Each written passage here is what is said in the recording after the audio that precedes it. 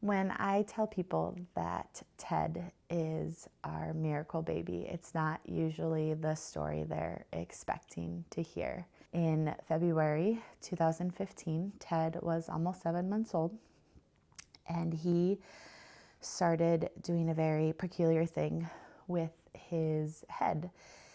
Basically, he would lose control of his head for about 45 seconds, and it would dip down several times during that time frame, and he would always try to bring it back up and restabilize it. And he's having multiple of those episodes a day.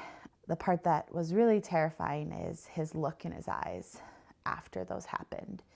He'd have a glazed over, confused, almost like you just woke up look to him, and it just didn't sit right.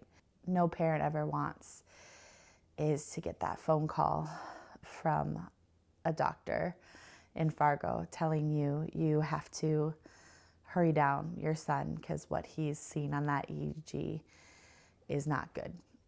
We bypassed the ER and headed straight up to the children's wing, and once again Ted was hooked up to EEG. Ted had a form of infantile spasms, which are seizures, called hemihypsarrhythmia. They were very rare, and there was not a known cure for them.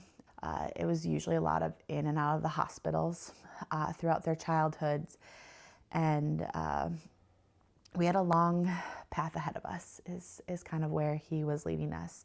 Obviously, Nick and I were devastated. It's not ever something you think is going to happen to you. And it was happening to our first, little baby. The first step for us was to stop the seizure activity that Ted was currently having in his brain. And to do that, we were going to need to take a steroid. If you've never been on steroids before, they plump you up really quickly. I think Ted went from 6 months to 18-month close really quickly, and he just went from a very easygoing, happy, lovable little boy to very moody, grouchy, hungry all the time. And it was a really hard transition for us at home those 8 weeks, not to mention having to give him shots twice a day. Nick and I have always had a family motto of God's been with us this far. Why would he leave us now? And that's really what we took with us through this whole process. We were scheduled to go back down to Fargo, and Ted got hooked up to a 4-hour EEG during that time.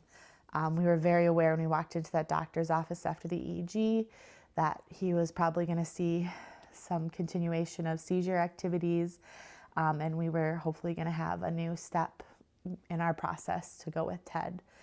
And when we walked back into that doctor's office, he told us something along the lines of, I don't really know how to tell you guys this, but it's not there. And Nick and I obviously must have had a very confused look on our face, because he started again, and he goes, I'm not explaining this correctly, let me try again. He goes, with brain activity and damage to your brain, usually there's remnants left over afterwards. It never heals completely. Some of Ted's previous seizure activity should still be relevant and observant in his brain.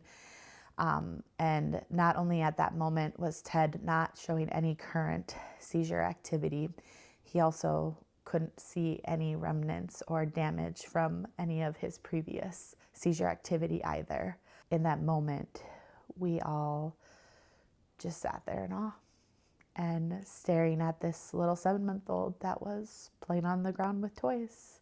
Our doctor looked to us and said, I don't really know what I'm gonna put in Ted's charts, but I think we all know who should be in Ted's charts. And Ted became everybody's miracle that day.